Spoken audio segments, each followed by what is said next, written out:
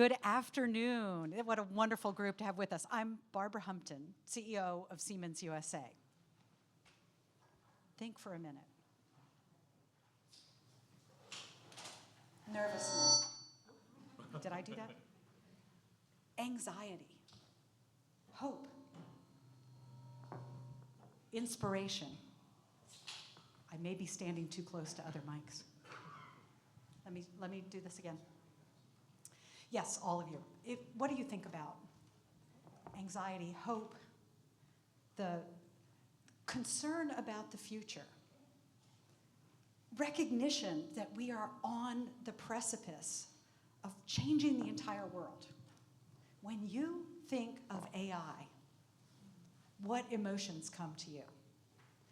Well, today, we are here to talk about AI for real. And it's my privilege at Siemens USA to get the opportunity to work with the AI that is changing the real world. We have the opportunity now to harness brand new tools in order to do the things that innovators in Climate Week know need to be done. In order to make all of this clear and to have a really energizing conversation this afternoon, Steve Clements, come up to the stage. Great, thank you so much. Hi, everybody. Thank you. Maybe it'll blow up on me too. Let's see. So I do not know what the connection is between this great whiskey bar over here, where you can sample things, and the AI issue. I don't know if it makes it easier. It's the complexity, but you know, you might as well enjoy it. But after the show, Barbara, it's so great to be with you again. Barbara introduced herself as the CEO of Siemens USA, but she's also my friend. She's also a kind of diva on LinkedIn of really fantastic conversations about the workforce, about America's challenges, about the business world. Tell them about the podcast, Steve. Yeah, and and tell us the name of the podcast. I mean, we're doing a podcast this week, in fact. In fact, Steve will be my guest on the Optimistic Outlook podcast. The Optimistic Look it up, everybody Outlook. Subscribe. I got to get the nomenclature right. And you know, I'm so rarely optimistic that this is going to be a great opportunity I'm going to give you a heavy dose of whatever you need. And so what we're going to do over the next hour or so, this is my show. This is a TV show. This is not a TV. We are actually streaming live, so hello everybody out there. We've got a lot of places that are running this, and we want to have a conversation with all of you, as well as various experts to sort of look at this moment of looking at what real AI means, what industrial AI means, what are the trade-offs and hard choices. You know, we're at the climate conference here in UN, at the UN Week, UN General Assembly Week, and we've got to basically, ask some key questions about, as Barbara talks about, the huge new growing demand in energy for AI data centers and others. How do we get this right in sustainable methods, and what are we going to do all this? So let me just start out and ask you, Barbara. I always like to start out with the human dimension of this. Why? You just talked about how AI might change everything, but I'm interested as we're sitting here, even 5 years from now or 10 years from now, how will our lives be ordered differently, do you think? What are we going to be smarter at, and what are we going to be dumber at? We don't know, right? Isn't that actually part of the fun here? Is we don't know. Today we're sitting in a world where we've been given new tools, and we know that there are certain things those new tools can do, and those tools are doing things like, making it easier for us to read and edit and aggregate information. And what everybody is tempted to do is actually keep using these new tools to do faster or cheaper what we already do today. That's not where the real power of these tools will ultimately be.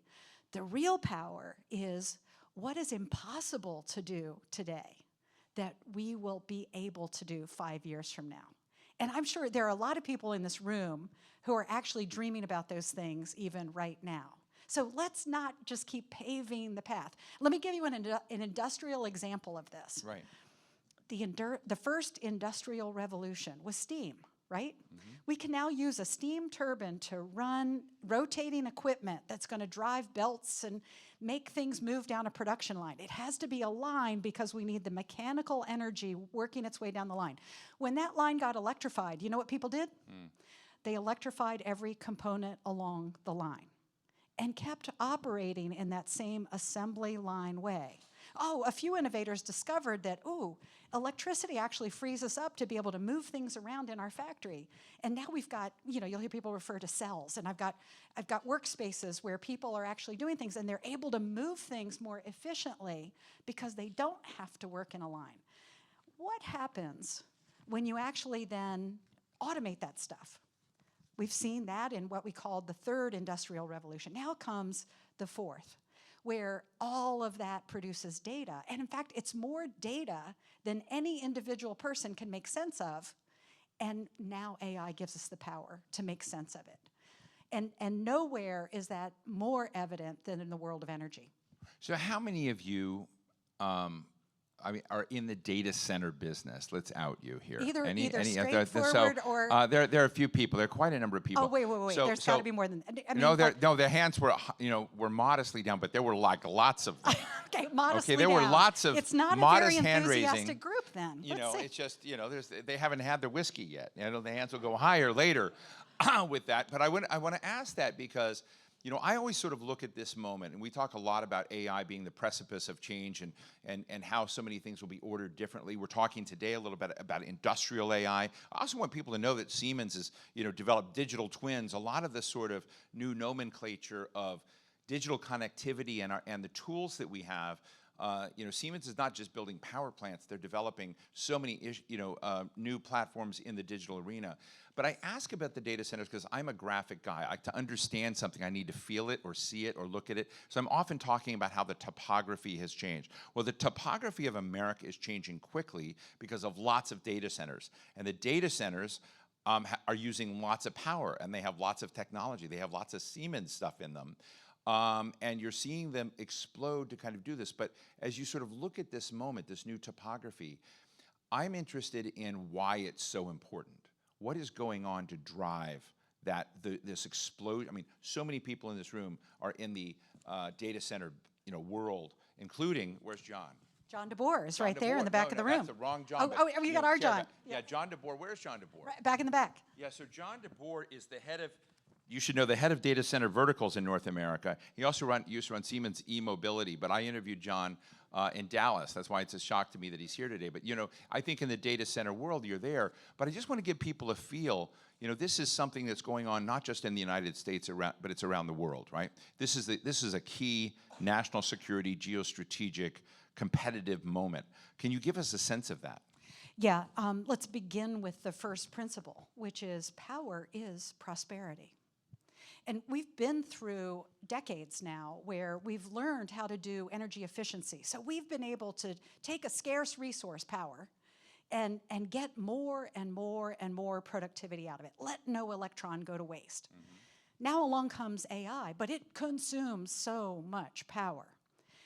And we have an insatiable appetite for building out that capacity. And here we go. When I started this role in 2018, I turned to my CFO at the time and said something about, co-located power with data center construction. Wouldn't that be a good idea? He said, Barb, the data center boom is just about dead. Who said this? My then CFO, who is now retired.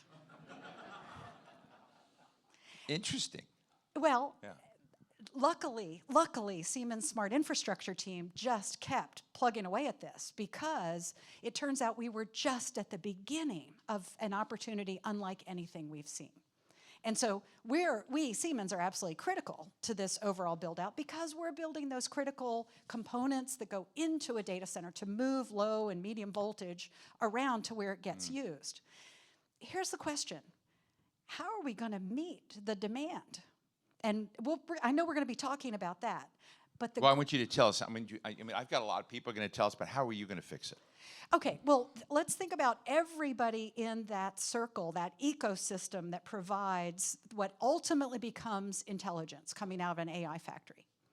It turns out the people who build the chips are driving for more energy efficient designs. Turns out the constructors who build the buildings around the big server farms, they're looking for building automation that's going to make things more efficient. Oh, everybody who's actually generating power is trying to find ways to generate more efficiently and transmit more efficiently. And then we've got super innovators who are finding ways to store so that power And to deal with the heat. Bingo, right? Yeah. So what I So love, it's square footage, heat, volume, all of that. Yes. And the story is, it's shrinking, right? well, Well, and it's expanding and shrinking. it's expanding and shrinking. And I'm going to tell you that no matter how much we're able to drive efficiency, our demand for more will increase. Who has ever had enough knowledge? And truly, we used to say knowledge is power. Now I will tell you, power is knowledge. You know, we're going to be bringing Josh Parker, who's the head of sustainability in NVIDIA, into this conversation in a while, and so I'll also talk to him about it. But we are in Climate Week. I mean, we're in basically a zone here in the Javits Center. It's like I have never been here before. I had I'll no bet idea it you've was so never big. been in a more sustainable building than this. I did not know. I saw the green building. I don't know how sustainable the Javits Center is. I just Very. know it's huge, and there's a lot of folks interested in climate. Sustainability, which we're still allowed to talk about in America on occasion.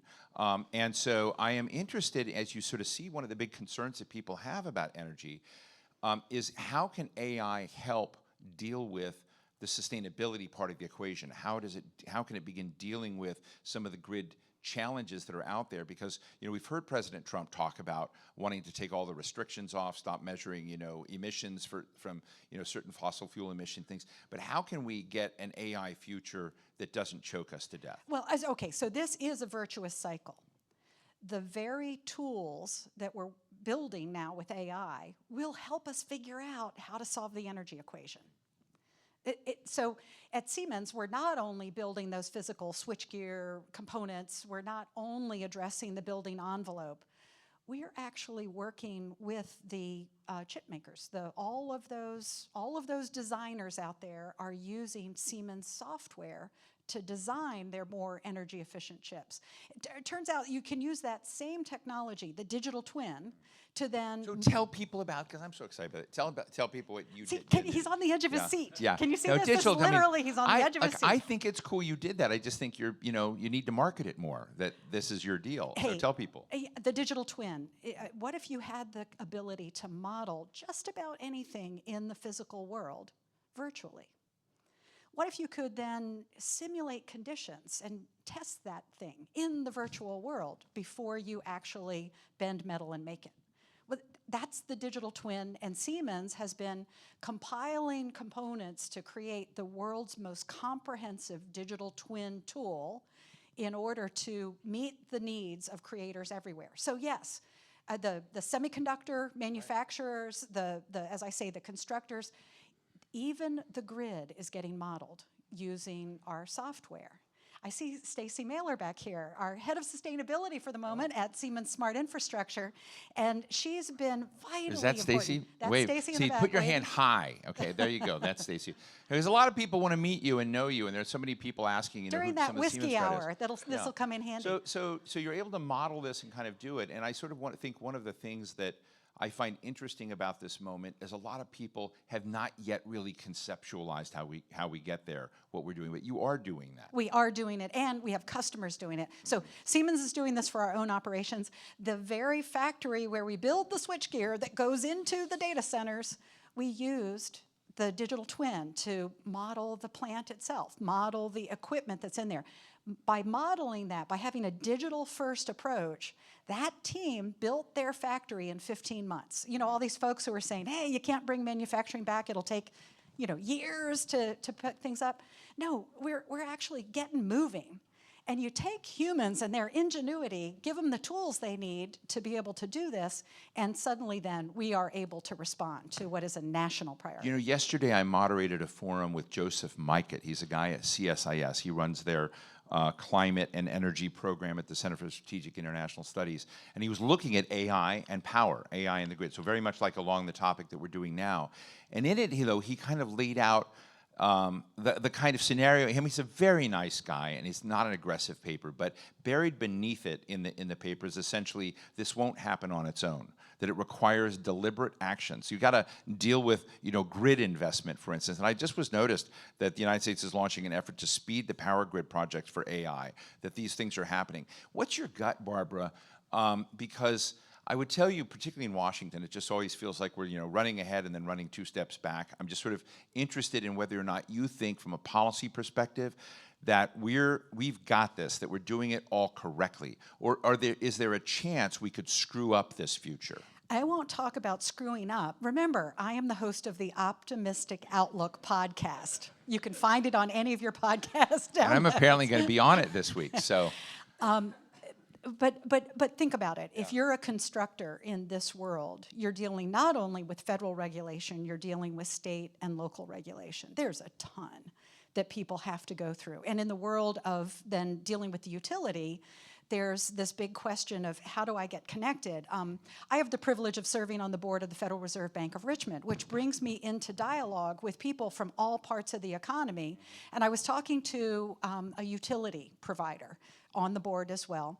And we've heard a lot about maybe data centers could go behind the meter. Maybe they could do power generation on site. And the utility's response to that is they could if they wanted to be a utility themselves. And the fact is, there are a lot of people who specialize in a lot of things, and a lot of those then data center operators, whether it's the hyperscaler or the landlord, right, they actually would prefer to be able to get their power from the utility. So utilities everywhere are doing all kinds of creative things to try to find ways to solve this problem. One that I think you're going to talk about with us a little bit today is literally get creative about the assets you already have. Yes, you're on site with your own operations. You have the ability to get behind your meter. We did that in Wendell, North Carolina, where we said we want to build more switchgear in the medium voltage range. And the factory in Wendell needed to expand, and there wasn't enough power immediately. What about a 1.4 megawatt solar farm set up as a microgrid, so that the facility itself has control over the power it's going to need in order to perform? We're lucky that way because we had some land. By the way, did you see all the solar panels along the way walking in here? That's the Javits Center solution. You know who made them? I don't know who made the solar panels, but I know who put up the system, and this was Stacey I was told Mailer's that Siemens put up the system. I wasn't even trying to be a commercial. It's just a statement of fact, right? It is. It is. Siemens was the partner to Javits as they implemented their huge energy savings performance contract. Now think about this. Here's a large facility that was spending yay so much on the power that they were using. Just with energy savings measures in the building, they were able to produce enough savings that they could pay for the whole project, right? These are things that we can do. They're within our reach, and it's not a huge capital expenditure per se if you can find the pockets of money that will help you pay for it. So the very things that are going to help us be more sustainable are also efficient. You've heard this story before, but I think it can't be told enough that really this is not an either or. We don't have to make false choices. Team, can we give John DeBoer a mic for a minute? Sorry, John. I just can't stay away from you. We have a mic? So John, he's a Siemens guy, the data center guy.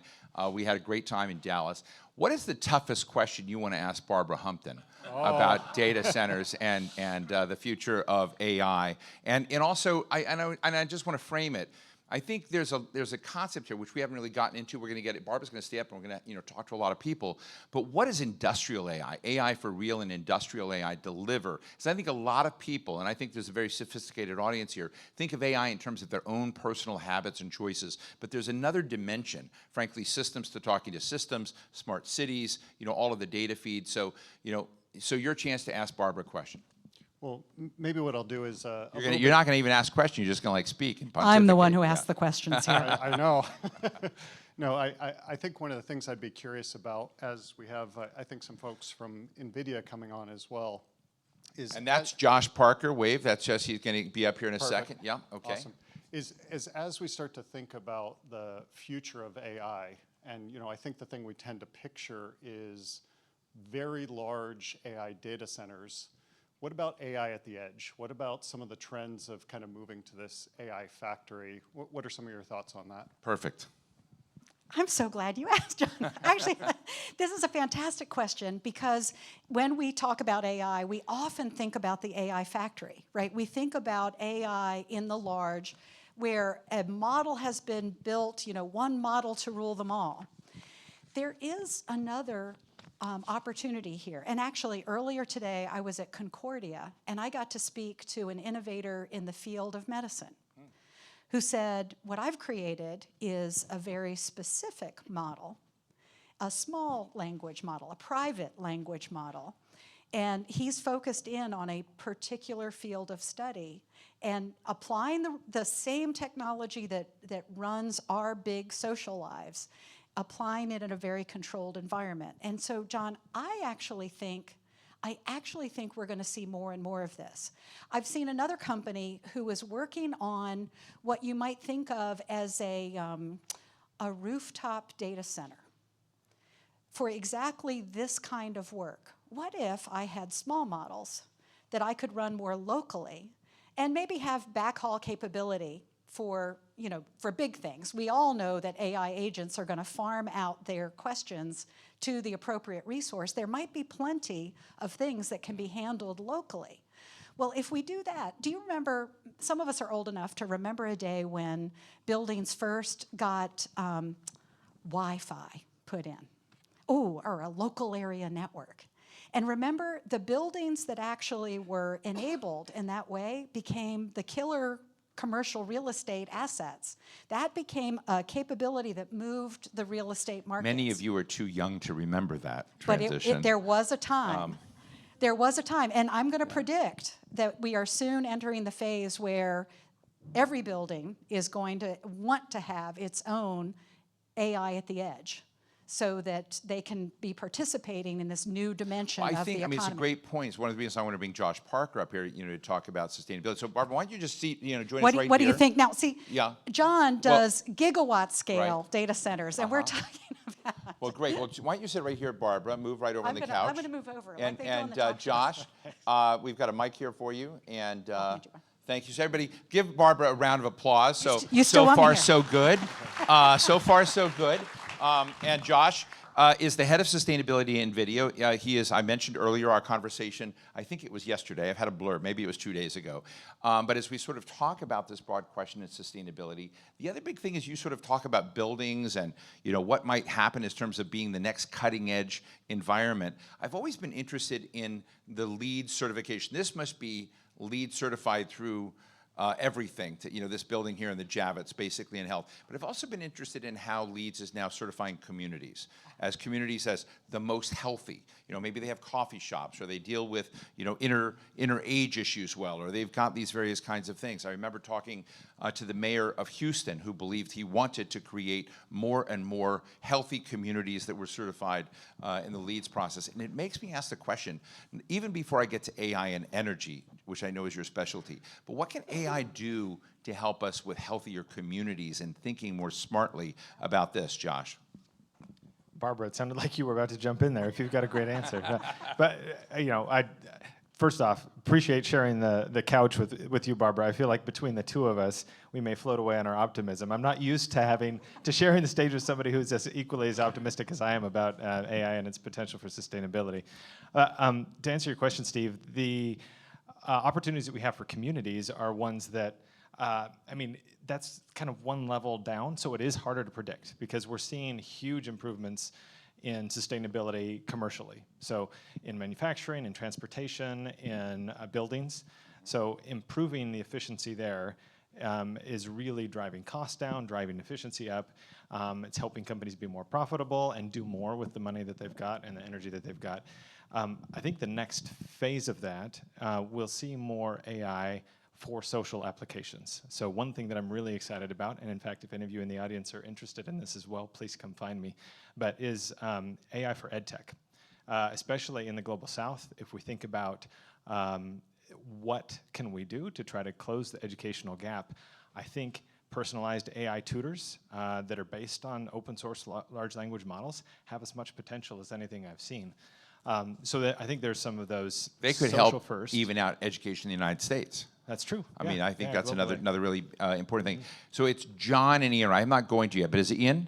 Ian and John. So these two guys, they're Terra Power, and they're out there. We were kind of talking, largely about the future of power, of volatility in power. I don't understand all this stuff. We're going to get to them later.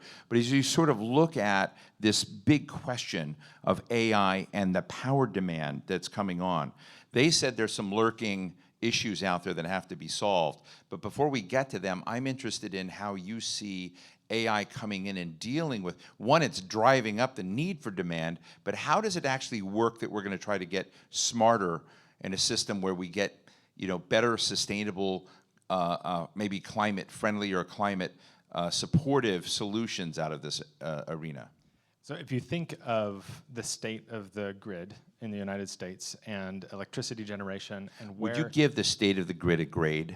No, I wouldn't. But thank you. Thank you for asking. If you think about what it looks like, it's not as modern as we want it to be. So especially we're like Climate C Week. minus? Okay, Steve gave it a C minus. We'll just go with that. If you think about where it is and where we want to go, we've got mixed resources, like on the supply side, right? We've got transmission that's not perfect. Energy's not always getting where it's most needed. There's opportunities for modernization, and we're bringing on more and more variable energy.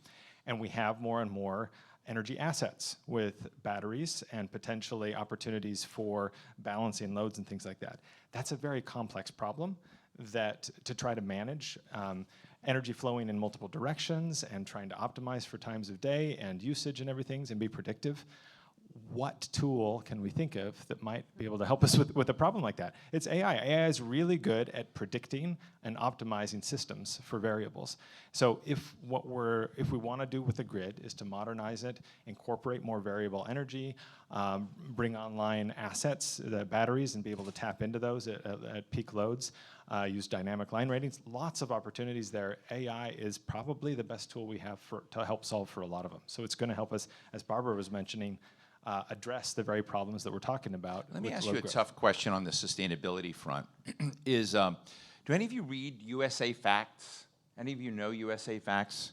USA Facts was set up by Steve Ballmer. It's a wonderful platform for looking at a very apolitical way at lots of key questions. And Steve Ballmer did this fantastic video on energy. And it kind of blew me away. And he said, the numbers are the numbers. And he said, over the last 20 years, we've moved from 88% dependency on fossil fuels for America's energy profile to 82%. And 9% of that 82% is nuclear. And so you've essentially had, despite the the giant surge from very low base of renewables, it's still in the overall share is rather small. And the question is, how do you keep it going? But I'm interested as we look at the demand for energy there, how do we continue to make, from your perspective, to continue to tack towards sustainable energy solutions for our AI systems and data centers? How do we get that equation right? I think that's what this city is thinking about this week, and I'd love to have you just answer the question smartly. One thing that you and I actually talked about last night with a partner of NVIDIA's called Emerald AI is the potential to use more of the energy that we're already generating in the United States. Right. So there are a couple features about AI factories that are really significant if you think about them on the grid.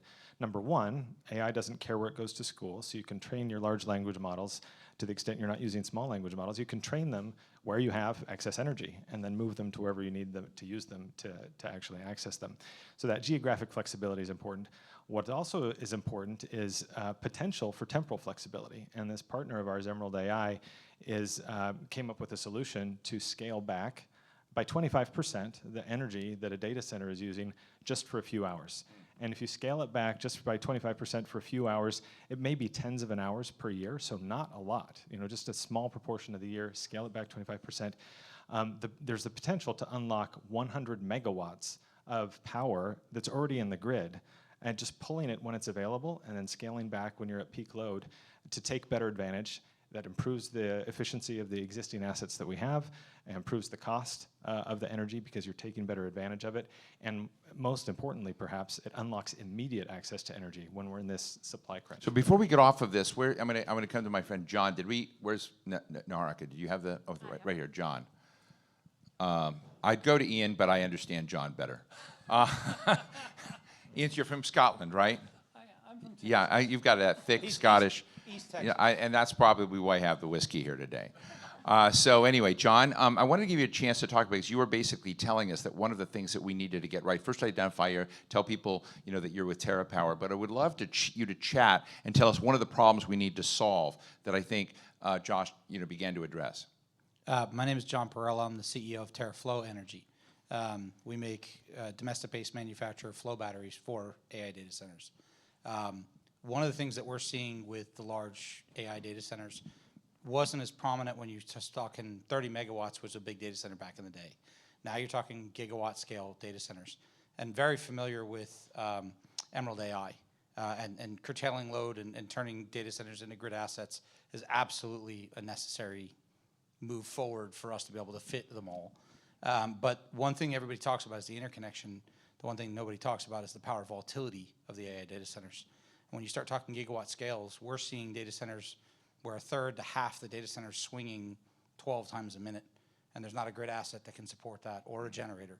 So storage is absolutely, that's why we're growing as quickly as we are.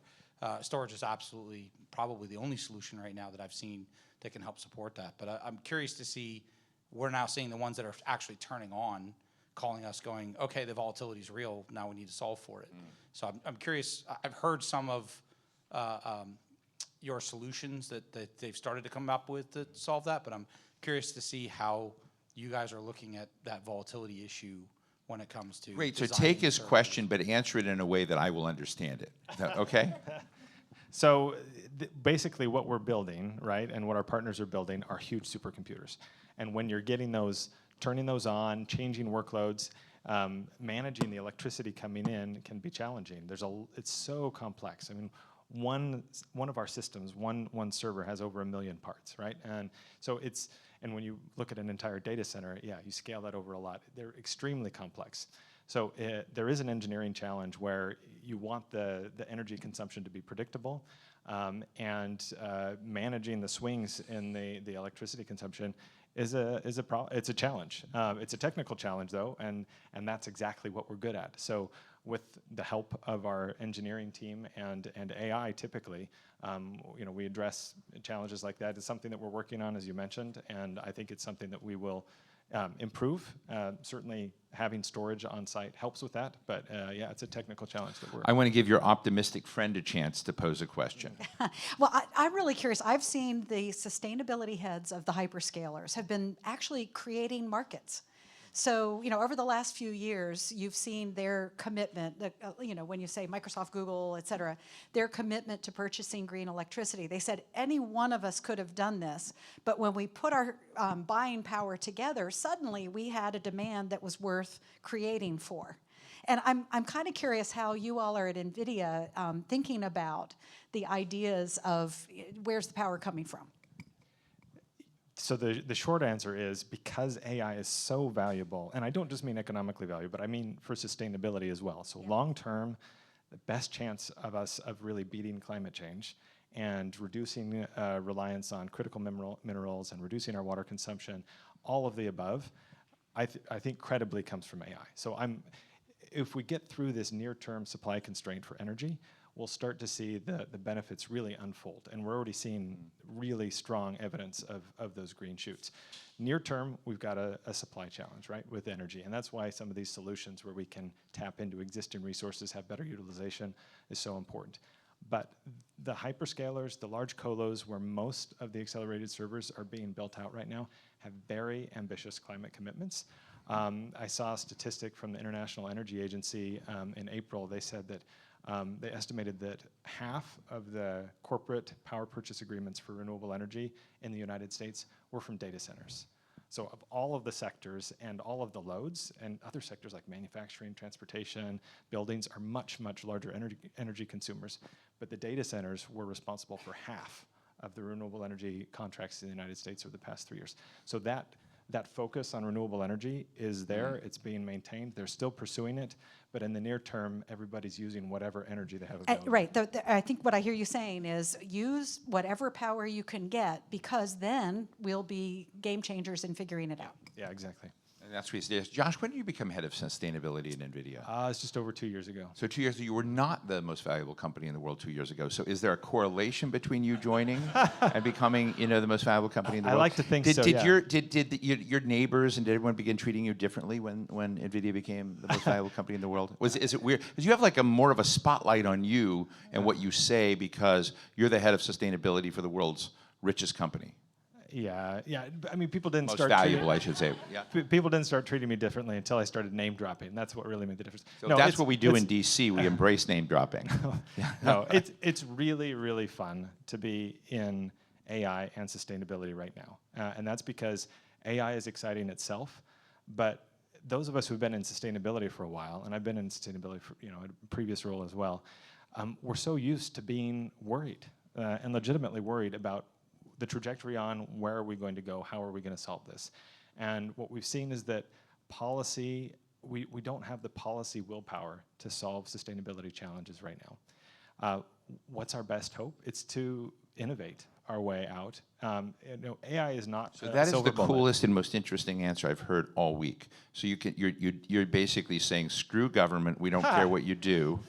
And business is going to step in, and innovators are going to step in. No, it's a very important statement you're saying. Look, I know I'm saying it more dramatically for effect, but I think this is an environment where a lot of the global progress that's been made in this area is at least on hold, right, at some degree, and some others are beginning to think. But you're saying there are a lot of opportunities because of technology, innovation, and business leadership. That's right, yeah. So is AI going to solve policy problems by itself? No. Absolutely, we need policy. We care deeply about good policy. We need good AI governance, et cetera. We want the world to get AI right. But if you look at what AI is doing, whether or not we want it to, whether or not we're trying to engineer our systems to reduce emissions, if we're helping manufacturers reduce their energy by 30%, if we're helping buildings reduce their energy by 30%, because we're optimizing using AI, that means lower emissions. And that's not even talking about the moonshots, things like nuclear fusion. If we accelerate the practicality of nuclear fusion and abundant energy by just a year, how much is that worth Barbara, in where terms are of we on carbon nuclear emissions? fusion? Are you folks in nuclear fusion yet? It's interesting. People working on fusion are actually using Siemens digital tools, the digital twin, et cetera. Now, there are some innovators who are trying to go it alone. And but we're actually actively engaged with many, and we know that there was basic research done in the U.S. that has proven useful. We know that innovators elsewhere in the world are using that basic research and have taken it into practice. Right. So Steve. So at some point we could have. At some point, now I'm with Josh. Right, we do know that we've got policy issues to get through, but I'm encouraged by some policymakers who have that humility to be able to look at a situation and go, it's more important for us to make progress than for us to have perfect knowledge. And and they're enabling change. So I'm hopeful. I sort of feel like Barbara Humpton and I are sort of like Donnie and Marie Osmond, kind of. I'm a little bit country, she's a little bit rock and roll. We're going to do this thing tomorrow. And about optimism or not. But I think one of the interesting differences in us is Barbara really believes in public-private partnerships. I look at it as the blandest concept in the world. I do think public-private partnerships are important, but also the specificity of them, the goals, the detail of them.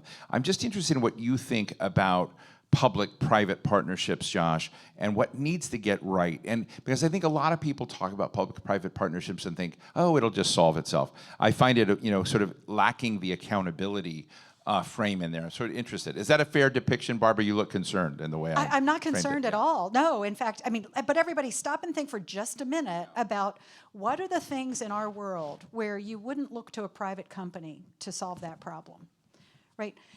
And let's just think like Alexander Hamilton for a minute and go, what are those areas where... Are you going to start rapping? I might. Okay.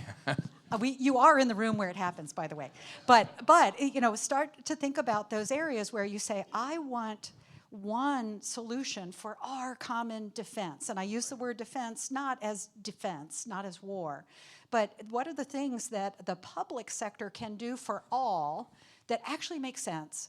And then where is it that where the private sector has the know-how, and let's engage. And if not for the public sector, certain things in our world today would not have gotten done. The interstate highway system, right, is the classic example. No, these are good ones. I can think of ones that didn't work out, but we won't go there. But in this age now, what are the public-private partnerships, Josh, that we need to get right? Yeah. Well, one example that I'm excited about, because we have this new kind of, I think, bipartisan consensus around nuclear, is the potential for the public sector to help demonstrate the safety, reliability, feasibility of nuclear in the near term. And one thing I know that the DOE is looking into is a potential to start deploying SMRs, small modular reactors, on federal land, perhaps Department of Defense, but areas where the government can be the pilot to help us demonstrate the feasibility of it, prove that it works, make sure that it's safe, make sure the public trusts it and knows that it's safe, and then the private market takes off, right? Because we've demonstrated it in a safe environment, we know that it works, and then you can scale from there. Let me ask, I'm going to ask you another question, and then we're going to have a shift in our show here. But I want to also give some lucky person, golden ticket to ask a Josh a cool question. It might be Ann who's laughing at this moment. But let me just ask you, what do your chips do and achieve in this discussion? Tell us about the NVIDIA chip. Give us a journey, into what your company is producing, why it's so important. And do your chips hang out with other chips? As we talk about these data centers,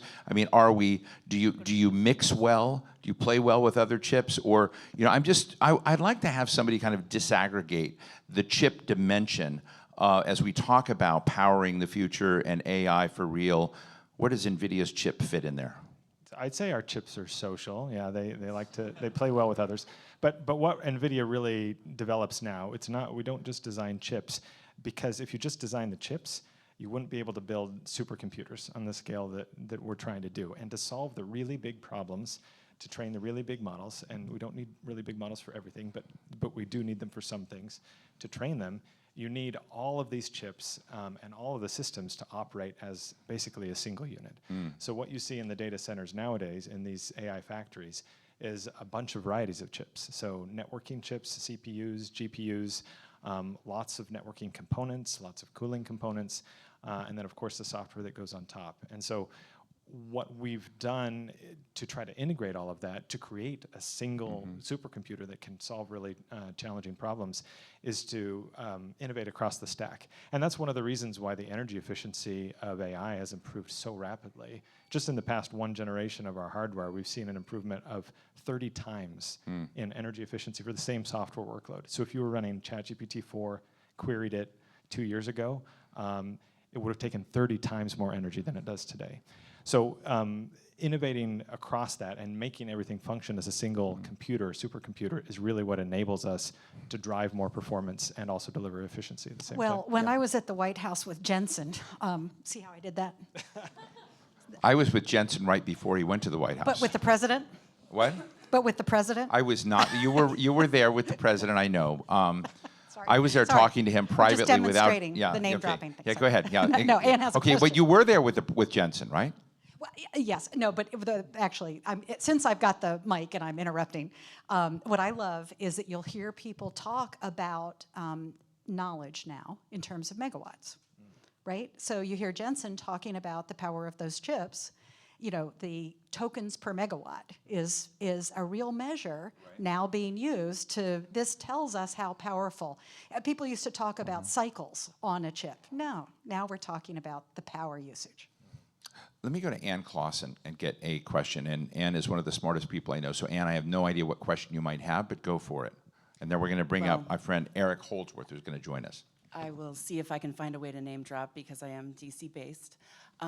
Thanks for the time, Ann Clausen with Cascade Advisory, and I tend to think a lot about materials. So both of your companies need a lot of inputs to make all of the tools that you're developing, whether they're chips, whether they're all of the large equipment Siemens makes. And we're at a point now where we're decoupling from China. We also know that a lot of the current critical minerals production is not always the cleanest. And so there's this opportunity between the decoupling and between knowing that there's a gap in environmental footprint for the US to take leadership in terms of how critical minerals are sourced and how they're done. But I would imagine that this also presents for you a supply challenge from both the national security perspective, what happens when we can no longer source XYZ, but also from a sustainability perspective, what happens when we can't shop for the best product, but instead we have to take what's available. So I'm really curious to hear how both of you are thinking about the sourcing you're doing. Josh, how tight a constraint is the chokehold over critical materials, to get to Ann's point? So the critical minerals, I think there's good public literature about how much of that comes from China. So that is absolutely something we need to be thoughtful about. We need policy solutions for. We do need ongoing access to those critical materials. On the bright side, however, what the innovation around accelerated computing has done at NVIDIA is to basically say, okay, if you need so many exaflops of compute performance to train your next model, what we're going to do is we're going to take that amount of exaflops and we're going to run it on a much, much smaller physical footprint than you could do just a couple of years ago. So it's basically creating so much compute density, driving so much computing performance out of a much smaller physical package that the amount of tantalum or gold or whatever you need for that exaflop of performance is a tiny fraction of what it was just a few years ago. So it's driving us towards better materials efficiency, including in the critical minerals. It's a great design constraint example. And then I will just add to this, our global head of supply chain is actually in New York right now, and I'll get a chance to talk. But not in this room. Not in this room, but I will name drop Klaus Staubitzer. But I will share with you that what this whole situation the world is in right now has led us to be more deliberate about circularity. And so, the way we design our own products and then where we're sourcing the materials that we're going to be using. So actually, this is not one of those things where just the theory of sustainability, but the sheer economic force is causing a lot of businesses to move forward on circularity. Well, look, we're going to move on, but this does remind me, I hang out, I'm name drop too, as you know, I'm really good at it, but I hang out with a lot of AI CEOs, not just Jensen, but others, and I ask them, I say, what's your up at night issue? And they often say copper, which just kind of, caught me by surprise. So, there are these different dimensions that move into just a very another world that, that's going to require this. Look, Josh, I love talking to you, and I always sort of feel better after I talk to you, and then I love meeting another optimist. Yeah, and another optimist, and I do think that we're at a time where, even though I think gravity is taking us very fast a certain direction, and it feels like it can be very empowering, there are some policy things that are needed.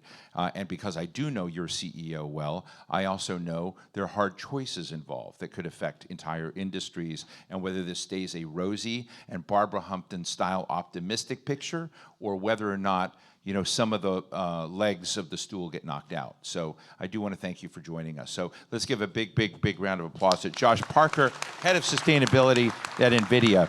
Barbara, you having fun? You want to stay up here a little bit more? If you'll have me. Yeah, I think you'll give Barbara a round of applause. She's doing a good job. Hey, thanks everybody. Now, let me welcome to the stage Eric Holdsworth, who's the Managing Director of Climate Programs for the Edison Electric Institute. And he represents really all the U.S. investor-owned electric companies. Eric, great to see you. Thanks for joining us. Steve, thanks so much for having me. Yeah, really Appreciate good. So,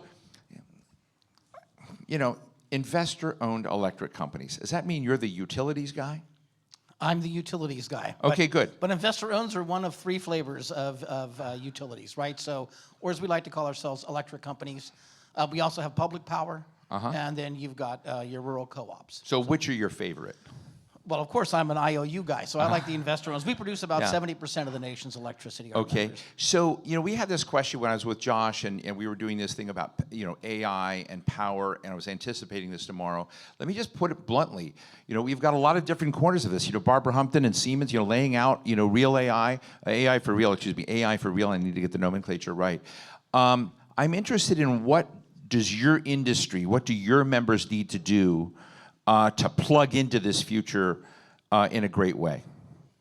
I was going to say in a better way because that would imply that they're not always great, but I will give you, the optimistic frame. Thank you, and I'm just glad we're not talking about chip envy. So, but no, I would. Our folks need to be integrally involved in these conversations, and that's what we've been doing already, right? As the data centers are coming online, we need to be having conversations to them to know how much power do they need, where are they going to need that, right? They need a lot. Yes, well, yes, we know that, right? But it's important to coordinate on all that, right? You can't just show up and say, I need 300 megawatts of power next year. It's a multi-year planning cycle. So it's important. And of course, what we're hearing a lot, and I'll just do my own name dropping. So we've had Jensen, we've had Safra Katz with Oracle, we've had others come and talk with our CEOs. And the part of the point of all of that has been really to discuss collaboration and the need for all these different parties, right? The tech developers, the data centers, the utilities. We have got to be working together to make this happen, or it's not going to happen. Because you can build a data center and not have power.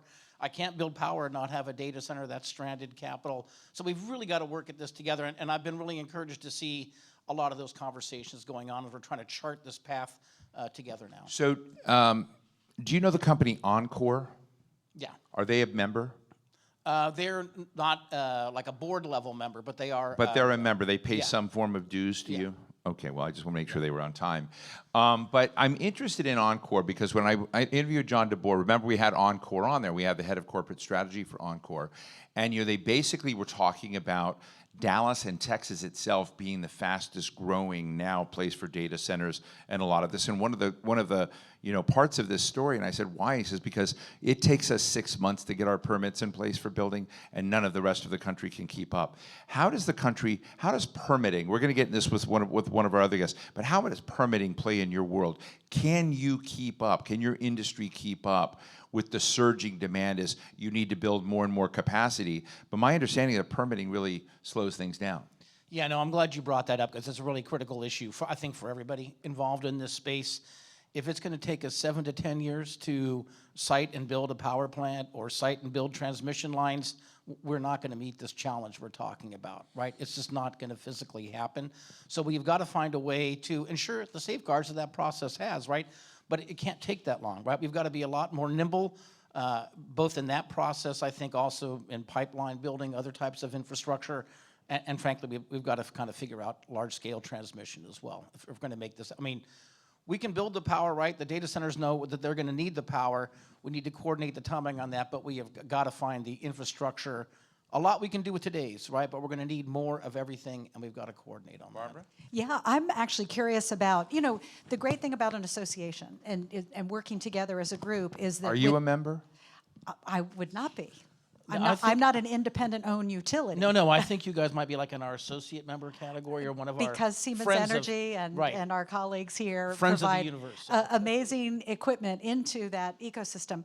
But the thing about working together and speaking with one voice is that it's easier than to tackle the really tough problems. I'd be curious to know what are the top issues you're voicing right now, and I have to believe that in addition to just this massive demand for power and therefore permitting, also the effect of the tariffs and trade changes and things like that. How do we build faster in a world where things are costing more? Yeah, well, I mean, I would say probably that's certainly one of them, permitting and siting, and where is the power going to come from, right? That is what keeps us up at night a lot as well. But yeah, certainly supply chain issues. Well, you guys were just talking a little bit about critical minerals, right?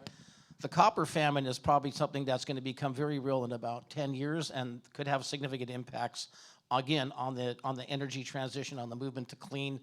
Copper's one. There's many other of the critical minerals, and that's its whole own story. But no, so that's part of what we're trying to work around, right? That's impacting the cost of transformers. It impacts the cost of a lot of equipment. We're trying to work with the administration to make them aware, right, of if you're putting tariffs on, are there ways of exempting some of these critical pieces of equipment that we need to deliver we need every drop of energy we can possibly find these days to meet the growing demand from data centers. So we need to have, we need to be able to get to that equipment. We're also trying to keep it affordable, reliable. People's electric bills are going up. So anything we can do to try to cut that down. But it's a huge impact, right? I mean, Yeah, and Steve, I don't know what you're hearing, but I get questions all the time about how do utilities make the decision about who gets the power? Right. right.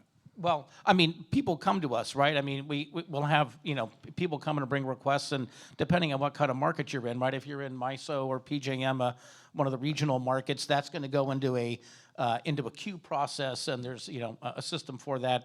If you're working with a vertically integrated utility, you're bringing that, you're going to that utility and trying to bring that case to them and working with them to see if they can bring the power on. So. Eric, what grade would you give the grid?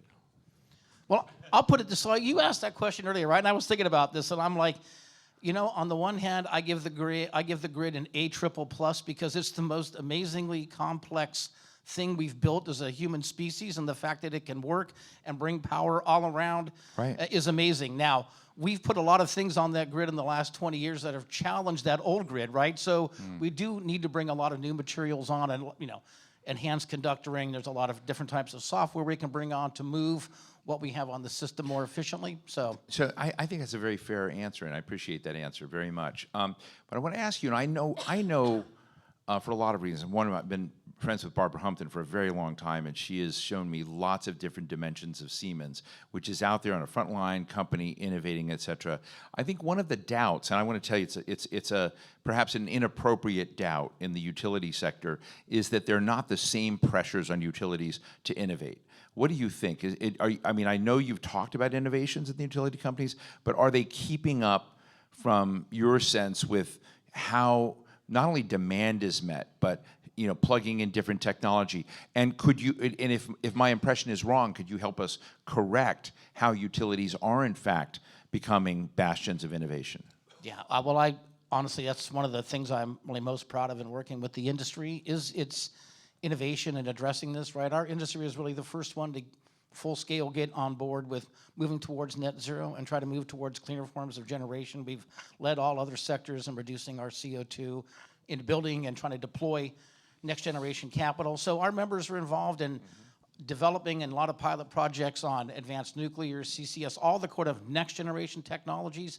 But I think what's interesting is the pressure today, right, to meet the energy demand that's out there is causing a lot of utilities to also look at these newer, more innovative solutions, virtual power plants, bringing on reconductoring, enhanced cables, dynamic line rating software. So really looking at a lot of tools that are available today to squeeze more juice out because we're being forced to. But I don't think utilities have any choice these days but to try to be at the front edge of that development paradigm, because otherwise, it's just where we have to, right? We're under a lot of pressure to reduce emissions, not from the federal government, but from investors and from consumers. Where's my microphone, folks? Was Naraka here? I've got one here. Oh, here. Well, here, I'm just going to go down to David, but I want somebody out here with the team. David, I'm going to give this to you. He's with the Association of the Society for Mechanical Engineers. And so I just want to give you an opportunity to ask some of our folks a question. I like front row. Oh, thank you. I'm wondering in terms of, Siemens is certainly a supporter of the American Society of Mechanical Engineers. We've had a long history in terms of developing standards. And what do you see in terms of the future for the development of standards in the area of sustainability? Ooh. Great, go for it. Yeah. So fascinating that I'll first say that I'm not deeply familiar with this. I wonder, Stacy, if you would have anything to add to this. You don't want to be called on? Okay. Please. So from a standards perspective, we're seeing two. Remind people who you are. Sorry. So I'm head of sustainability for our smart infrastructure business in the U.S. for Siemens. So support Barbara and her team. And smart infrastructure is everything from the big gray boxes all the way through to building automation. So when we talk about ASME, we really hit a wide gamut. And the standards that we see are kind of twofold. One is continuation of safety in different operating conditions that we see coming from the different load dynamics. The other that we're starting to see from ASME and other industry type organizations is around scope 3 and materials, and making sure that not only the standards on construction and safety, but also the accounting around scope 3, which is a really interesting take for industry associations to step in on. But we see several jumping in, and so I think we're in an interesting position where we're trying to converge some of those conversations around scope 3 accounting and conversations so that we don't wind up with a bunch of different, we try to take the power of all of those conversations and aggregate them together. But actually, this is where associations, again, have this tremendous benefit to us. It's the power of the group that We gets call these it things power done. by association. That's one of our mottos. So Eric, we're gonna thank you in just a moment for coming, but I want to just ask you again in this core question about AI and the opportunity that AI becomes a problem solver in energy optimization. How close is your industry to really absorbing that practice?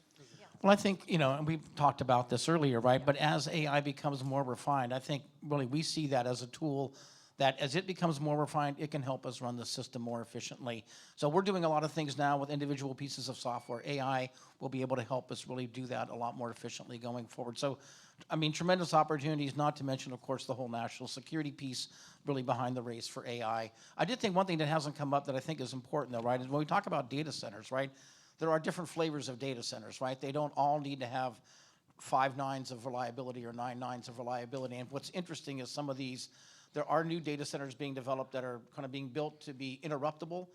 And what's important about that is we have to build the grid to meet the peak power, right? Even if that's for 8 hours a year or 1 week a year.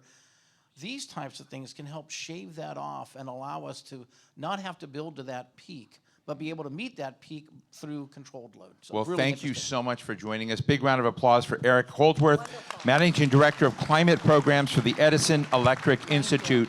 Thank you. Barbara, I know I've got you for 10 minutes.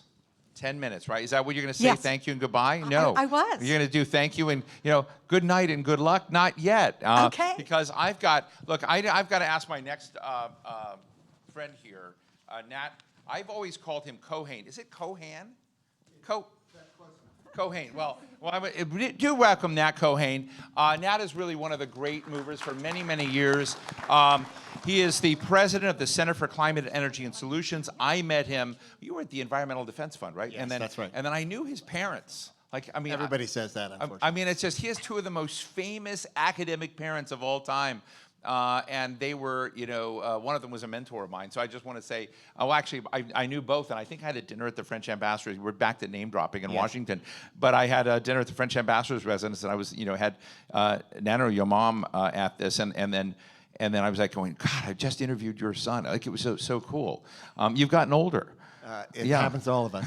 Yeah. Well, anyway, it's great. Wait, you are a chevalier of France. Yeah, I didn't know what the word meant when I got the award, but yeah, I'm a chevalier in the Legion of Honor in France. So thank Yes. you. Who was clapping? I love you guys. So- Okay, great. Let's talk after, okay? There's a whiskey bar over here. Anybody He's the Frenchman. when the French ambassador called me and said, "See, we want to decorate you as a chevalier," and I said, "You can whatever you want. I'm happy to do for you. But what do I have to wear?" But anyway, it was a kind of a nice thing. But good to see you. Thank And you. I don't know if you've heard a little bit of our discussion, but we're talking about really how, I loved how Barbara Humpton started this discussion saying, we're in the precipice of a lot of massive change. It sort of feels like you're on the edge of a new industrial revolution. And in my book, there are always hard choices. You can get things wrong, you can get things right. You've been thinking about the environmental dimensions of change for a long time. So let me just start out, in a non-optimistic way. What are you most worried about? That's tough for me because I'm always looking for the optimistic piece. But it is. But, Jeez, but you're I'll on the take you up count. on it. You're But I'll- like next to Barbara. As long as you promise. And that by the we'll- way, she's leaving in a few minutes, not because she dislikes you. I won't take it personally. But as long as we get to the optimism. Yeah. So one thing, I'll just say one thing quickly on the change that you mentioned. So I'm on the board of the Electric Power Research Institute, which is the sort of research arm, sibling of EEI. It's not the same thing as the trade.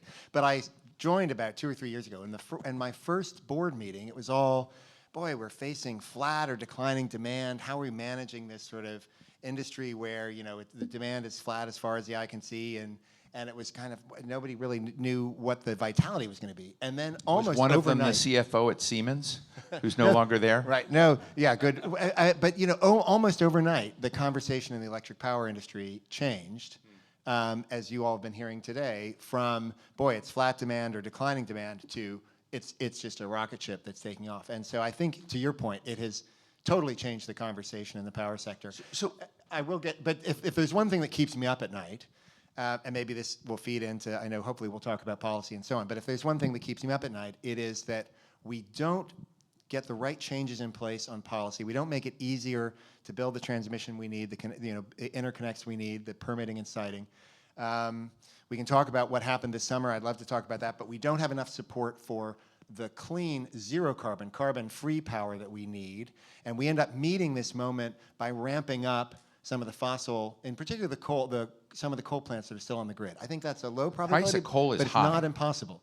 I know, but if we can't figure out how to really make sure we're building enough But clean, the price of coal is high because of the demand. Yes, I mean, that's, that's right. and that's what's happening. Barbara, I want to give you an opportunity before we send you off with great thanks for all of this to share your thoughts on the nexus of environment and to pose a question to our friend here.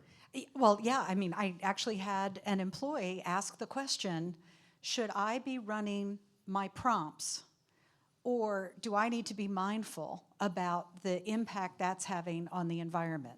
What should I tell her? I mean, I may be like the rest of you. I always use the -AI just because I want to get through that and get to my search when I'm searching on Google. Oh, but no. I don't do it. I don't do it for. I guess what I would say is, I think, look, whatever is meeting her needs, right? And I wouldn't stay up at night thinking, oh my gosh, I'm contributing to this demand. I think, there may be some small things that sort of individual action can help with, but the way we're really going to solve this problem is through changing the policy structures we have, changing the frameworks we have, investing in innovation. So I wouldn't have her, stay up at night if she's using AI and she finds it worthwhile. I'm more focused on what do we do in Washington and elsewhere to clear the way. And like what Josh said, use it. Let's get there faster. Yes, exactly. Thank you. So with that, let's give a big round of applause to Barbara Humpton, President and CEO of Siemens USA. I'll say that Siemens and Widehall, my company, I'm the CEO of, I'm going to have been doing this partnership around the country. Thank you. And it's just been fantastic. We've had these great conversations all over the country, dealing with this and to try to deal with in a realistic way what the hard choices are. I love that you talked about the policy framework. I live in Washington. I've seen us screw up a lot of things. We're screwing up a lot every day. And so what do we have to most get right? I mean, I'm interested in what would destroy this vision and not make it happen. I'm interested in the geostrategic race that's out there and why it's important. And I'm interested in the fact that if there were elements of this that didn't come forward, like we didn't bring on the power to have this, what are the consequences of that, Nat? Yeah, so let me state what I think the challenge is in a nutshell, and I know you've been hearing from a lot of folks about growth and so on. It is all of that growth that I think people have been hearing about. It's all of that concentrated power demand on a grid that wasn't built for it and we haven't invested in a long time. How would you grade the grid? And but doing it in a way that maintains affordability and that continues to reduce carbon emissions. Because what I think about every day is the climate and how we protect the climate and get to a thriving low carbon economy. So I think there are three things. I'll preface this by saying what we got that people don't realize this last summer. So that's a policy win that people don't realize we had, and then three things we need to do. So the win we don't realize, and I don't want to sugarcoat it because we lost a lot if you were following the reconciliation law and you were thinking about it from a clean energy or climate world. We lost a lot. The wind and solar tax credits that had been in the Inflation Reduction Act got really gutted, as did EV tax credits. That was the headline, and I don't want to sugarcoat that. For the environment and for climate, that was a bad outcome. But here's the thing that nobody has, I think, focused enough on. What we preserved, and this is a Republican Congress that had 0 votes in 2022 for any of this. We came in with 0, and what we preserved in Republican Congress were a range of things, including the tax credits for all of the carbon-free electricity we're going to need to really meet the rising demand over time. Battery storage, advanced nuclear, geothermal, all the other carbon-free technology, along with advanced manufacturing. So we lost a lot, but we gained we preserved a core bit that's going to be important going forward. So now I think there are 3 things we need to do if we think about time horizons. Number one, as soon as possible, we're working on it. I run an NGO called the Center for Climate and Energy Solutions, as Steve said. We work a lot with companies. We mobilize companies, and we're the climate voice and they're the economic messengers, and we mobilize them for good climate and energy policy in DC.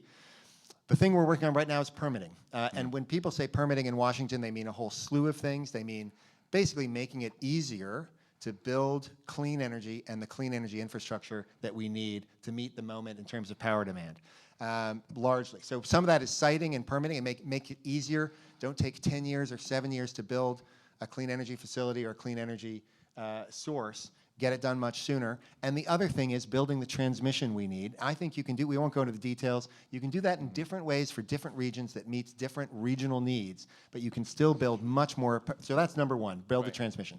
Number two is invest in innovation, because we're going to need new forms of carbon-free power. The good news in the short run, right now, it's often the quickest thing is to build solar plus storage. And what everyone's worried about is the price, but more than the price, they're worried about quick to connect. How quickly can I build the electrons? Over time, we're going to need new forms like small modular reactors for nuclear, like geothermal, new forms of baseload generation, always on. And I know that's you, where we I know need you have a innovation. third, but how is our science and research ecosystem in this space? Is it weathering the moment? Well, so that's where so there's going to be an opportunity. That's the flip side of the challenge, right? Right now, we know that I think the administration has really withdrawn a lot of the investments and funding in basic research, the things that make the Department of Energy work, not just the grant programs and so on. But that means there's going to be an opportunity in 3 years or 7 years, but I think in 3 years, actually, regardless, there's going to be an opportunity to rebuild that and to do that in a way that doesn't just go back to what it looked like a year ago, but is really build a DOE and a whole infrastructure for science and research that is fit for purpose. So I interrupted you before you got to your third point. Yeah, the third one just really quickly, and this is looking further ahead, but you know, Aren't you happy I remembered you had a third point? I appreciated that. So, you know, I'm an economist. I think a lot about how do we use markets to create incentives that drive decarbonization and let the market and private actors do what they do best, which is make decisions. Right. So we haven't talked about market policies for a little while in Washington, but with energy demand rising, electricity growing, I think in a couple of years when we're back to talking about opportunities for bipartisan, I think a clean energy standard that's a market-based way to address emissions in the power sector could be a powerful approach. And so that's further down the line. I want to broaden the conversation and invite, I mean, I don't know if you guys hang out together, whether you like each other, whether you're allowed to be on the same couch together, but Chris Phalen is Vice President of Domestic Policy at the National Association of Manufacturers. Chris, come join this conversation. Meet Nat Keohane. And thank you very much. Let's give Chris a round of applause for joining us here. We're going to get to the drink soon, but Chris, I love the way, the systematic way in which Nat just sort of talked about the challenges. You're at NAM. You know, we're seeing a lot of focus on the manufacturing sector and coming back. To tell you a little bit about our guest, Chris, he worked with Kristen Sinema in the Senate, and he's known as the sort of permitting czar, you know, the guy who helped do a lot of permitting reform. And permitting comes up all the time. And so I'm interested in kind of understanding, if I've got both of you, you know, your big manufacturing and your big climate energy solutions, is there a hybrid child of you that's going to live happily ever after, you know? Like, how do you bridge these things between, you know, NAM, climate, and doing these, and also looking at AI coming in as an optimizer in all of this? So your quick thoughts. Yeah, no, that's a big question for some quick thoughts, but I think that there is definitely a hybrid. Our companies are the companies that are driving this innovation, that are creating everything that we're talking about. I think it's really important to note and remember that manufacturing kind of drives everything that we're talking about here, from efficient water coolers to the servers and the semiconductors to the copper, the steel, the aluminum, the cement, the digital twins. Everything that goes into what we're talking about here has its genesis in manufacturing ultimately. So, answer Barbara's questions. How constrained are you by tariffs, by inputs, by what Ann Clausen was talking about, you know, critical material supply? How many of these are choke points we should be really worried about? Yeah, I think it depends on which one you're talking about. You know, I'll frankly steer clear from tariffs right now. We support common sense trade policy, and I don't want to get too far afield of my colleagues on tariffs and trade policy. But I think, to get back to permitting reform and what we're talking about here, there is a really good and clear sustainability story that I think has been missed around permitting reform. You know, there are transmission lines like we're talking about that are going to be subject to the same exact statutes that have been used to hold up oil and gas infrastructure in the past. Now, we support all of those. Like we've said before, we need everything online to get AI to where we think it can go to outcompete China. And also remember, manufacturers are a huge user of power on the grid as well. And it's important that we don't get into a position where there's a competition for scarcity of electricity. And then that comes down to your question of critical materials and inputs. Permitting reform is going to be absolutely essential to all of that, to bringing on new mines. But there's, not to get too in the weeds, but when you're talking about critical minerals, everyone thinks about, oh, we're just going to go, build a copper smelter and get all of these EMs out of it. No, each one has its own specific way of being smelted, of being refined, of being sold into the market, and China has a complete stranglehold on that, and that's something where permitting reform, I think, driving not just the mines, but that middle mile of the critical materials is going to be really important, and it will extend out to the electricity infrastructure and the energy infrastructure that we need as well. Nat? Yeah, I'll give you a concrete example of maybe the hybrid, which is something actually I think we're very aligned on right today, and this is in the permitting space. It's just a toehold, but it's actually more important than it sounds. I'll describe it. It's something called the E-Permit Act that was introduced by Representative Dusty Johnson on the Republican side and by Representative Scott Peters. Yep, Representative Dusty Johnson out of South Dakota and Representative Scott Peters from California. We actually did some of the kind of behind-the-scenes work to encourage them to work together. It builds on things that Representative Johnson and others had done before. What it does is basically it says you got to put all the federal permitting processes online. Make them all digital. It sounds like a no-brainer. It is a no-brainer. A very simple step. It's only the first step to solving things. The reason I mention it is because we went around, got a lot of folks to sign on a letter, everybody from American Rivers and the Nature Conservancy to National Association of Manufacturers and API, because there's a wide range of folks that say we've got to make it easier to build and to build energy infrastructure. And one way that starts is with transparency. The last thing I'll say just on this, it sounds like a simple thing and it sounds like a no-brainer, and it is, to put everything online. But it's also a potential unlock when you start to think about things like community engagement, stakeholder engagement, which is something we care a lot about and a lot of our colleagues on the left care about. If you make everything online, right away you provide a platform and an opportunity to do that. That resolves a lot of the problems that concerns people have. And I think it'll open up the pathway for more comprehensive permitting. Thank you. And let me ask you, Chris, and both of you, in the minutes we have before we break into a fantastic reception, I am really interested in your reactions. And I've known your work for a very long period of time, and you've been a real hero, I think, in the environmental side. But how do you feel? I mean, does the president's AI action plan seem compelling? Does it have all the right pieces in it? What is it missing? How does it deal with some of the science ecosystem, but how does it hit the environment? Chris? Sure, yeah, I'll go first. I think we at the NAM think it's very compelling. There's obviously a lot of other AI action plans that are out there. Senator Kelly just put one out. It's very holistic. It has it's very holistic. I I've think read it.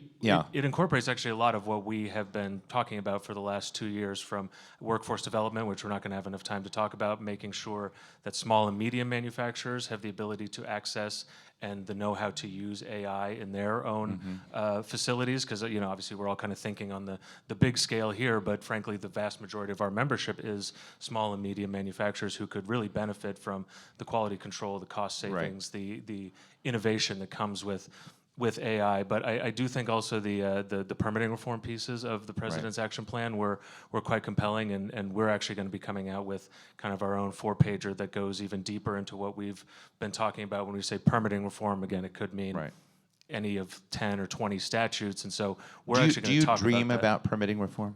Yes, actually. I thought you might. Nat, what are your thoughts on the AI action plan? Maybe I'll take a slightly different tack, which is to come back to an earlier theme that you raised about we've got all this AI. What does AI help out with on the optimization side? Right.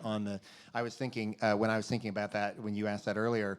I was thinking about that great quote from Homer Simpson. So to paraphrase Homer Simpson, I decided I think artificial intelligence is the cause of and solution to all of the electric power sector's problems. At least I think at least we have one Simpsons fan in the audience. But the point is that I think it's creating all this demand for power. It's creating this huge energy demand.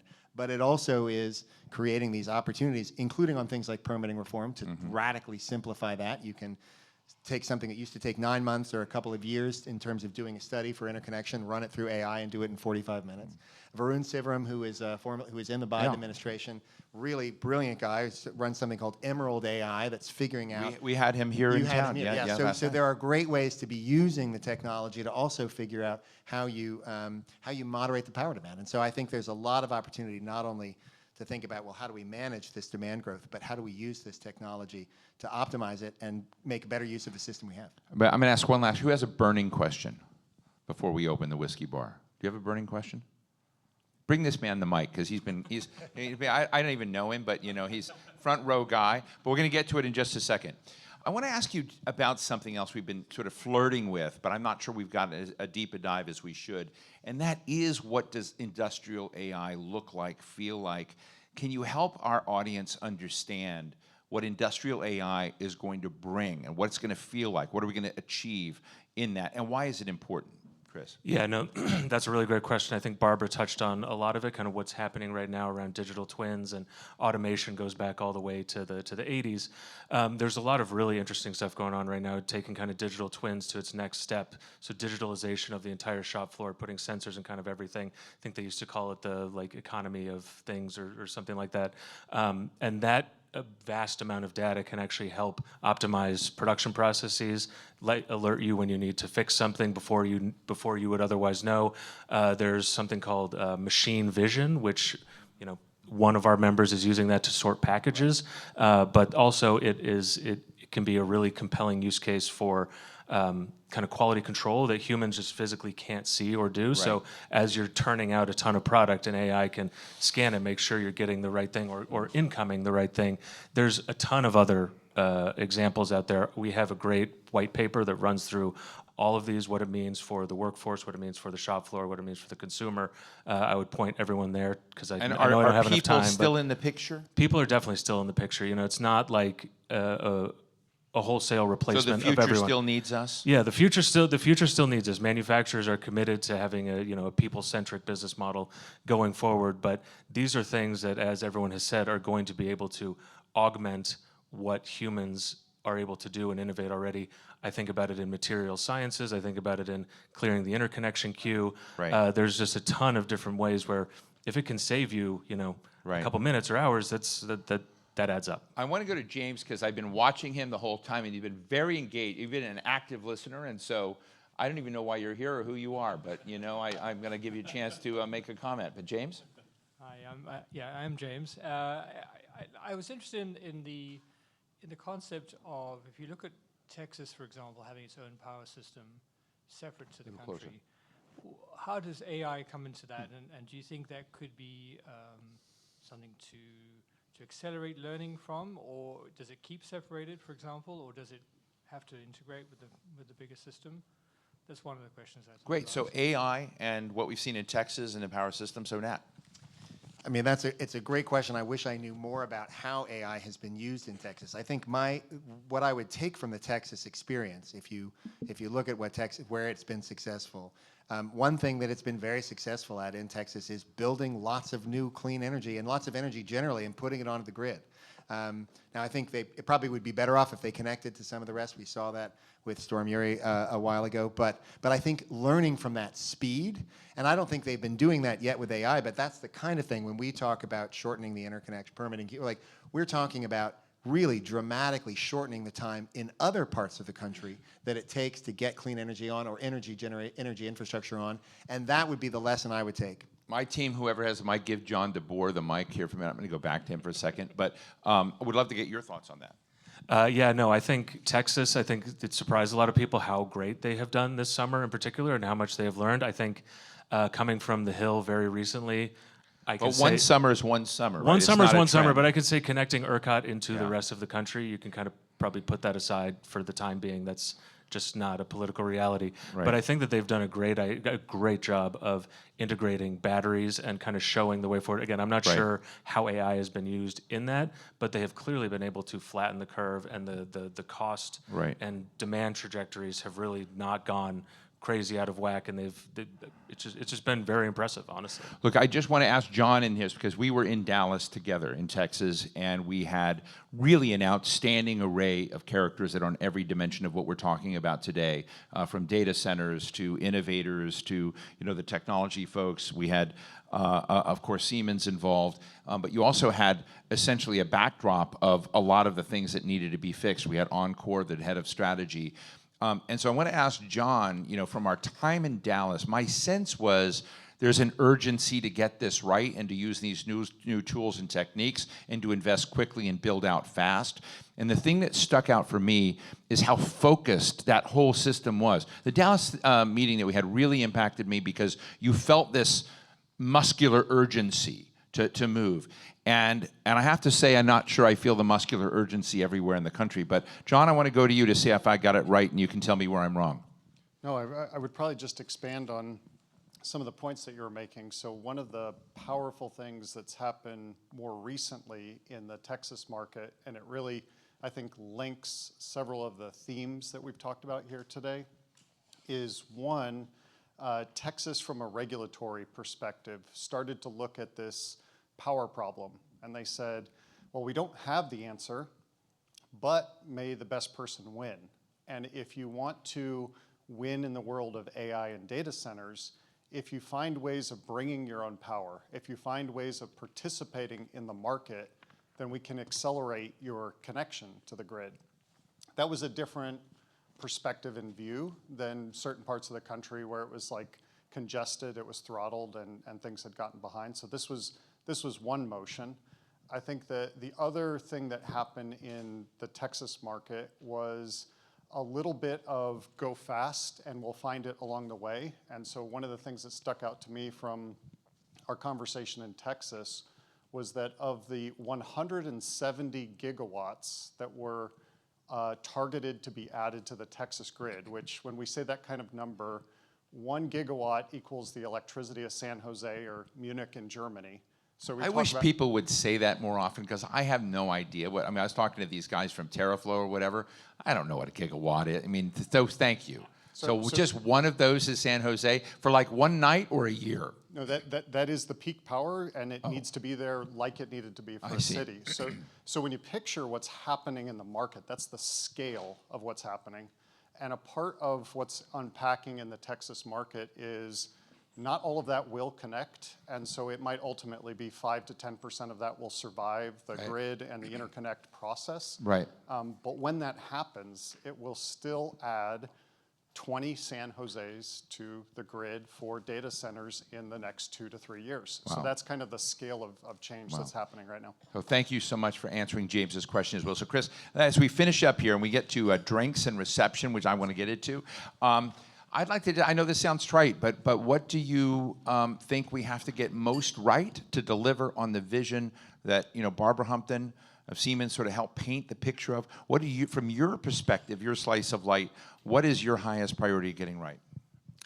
Again, not to be trite, it's permitting reform. It has to be Permitting reform. I had no idea you were going to say that. Who would have guessed? Who would have guessed? But from everything that we've talked about here, but also to the large buildings themselves and getting access to water, like all of these things that are going to make AI for real are going to require permitting, and that, as it stands right now, there are myriad ways it can go wrong in just the kind of documentation phase, but also then you have a very, very long statute of limitations that allows pretty much anyone to challenge any project. And so to take it back to sustainability, if people think that just because a project is clean or renewable or a transmission line connecting it, I can tell you I have dealt with scenarios where that is not correct. And so everybody needs permitting reform. China is building, again, gigawatts, terawatts almost of generation of all kinds, and we can't be on the back foot. We can't tie one hand behind our back and expect to compete with that kind of generation and innovation, frankly. So it's permitting reform, 1, 2, 3. Nat, what do you think we need to get most right?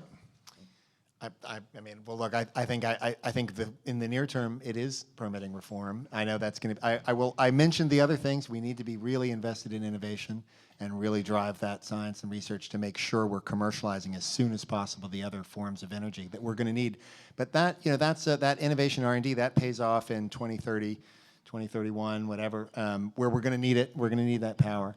But I agree. I know it sounds like a broken record, but it is true. This is what we need. We just need to be building more. And I guess the only thing I would say for folks on, in a sense, on sort of the folks in my community, the NGO community, I guess when I look at it, people worry a lot. Well, if we make it easier to build infrastructure, we're going to build a lot of, fossil infrastructure and oil and gas. And I understand that concern. But right now, what I say is the infrastructure, the energy infrastructure we have today is a 20th century fossil energy infrastructure. And so that powered the country. But if you're worried about sort of a fossil fuel infrastructure, that's what we have today. And I think the economics will favor clean if we just make it easier to build. And so I think the view from the kind of climate hawk perspective is we just need to make it easier to build clean energy infrastructure, easier to build transmission and site things. And the economics of clean are going to win out. And if we're going to build a 21st century infrastructure, we gotta clear the way. Well, look, I just want to, first of all, thank you both. I want to thank all of our speakers and thank our audience. And I'm just going to put my own editorial here. I don't think that we do enough, either on our journalism or our commentary as we're thinking and painting a picture of the future, looking at what AI can do and solve, is to kind of connect it more solidly to sustainability, addressing the climate, addressing these issues. It's sort of like, it sometimes feels like we're taking the AI world, the AI wonk world, the AI silo, and okay, now we're adding this. But there are these natural connections, in terms of looking at optimization. But it's why I love this program. I love this program that Widehall has had the privilege of doing with Siemens, because I think that there is a very, very powerful dimension of this. But when you sit around with AI wonks in Davos, it almost never comes up, so shame on them. So I do want to say thank you very, very much, Nat Keohane. Nat, of course, is president for the Center for Climate and Energy Solutions. Chris Phalen, vice president of domestic policy for National Association of Manufacturers. I want to thank Siemens very much for this partnership. And we're going to keep doing these things and doing these programs. You're now an alumni of our group, and apparently we have a whiskey bar over here that can take us to the next level, or other beverages of your choice. So thank you all very much for joining us. Let's give a big round of applause to our guests. And thank you all very much for joining us.